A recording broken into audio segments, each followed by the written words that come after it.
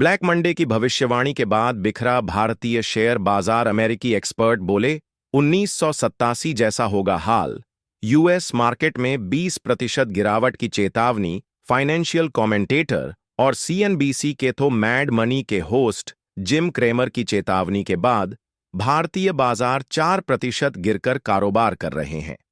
कैमर ने 2 दिन पहले कहा था कि अमेरिकी बाजार में 1987 जैसा ब्लैक मंडे आ सकता है।